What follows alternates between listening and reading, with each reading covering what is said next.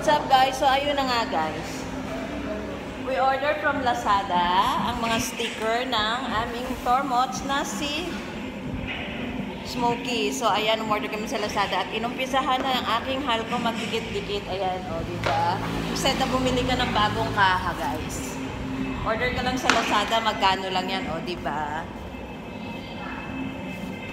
So last month, inayos, binuksan yung makina ni Smokey. So this one, nilagyan ng sticker. Magkano to, Hal? So umorder kami sa Lazada ng tag 100 na sticker. So ayan, o diba, parang ng brand new. Kakulay siya ni green. Ganda.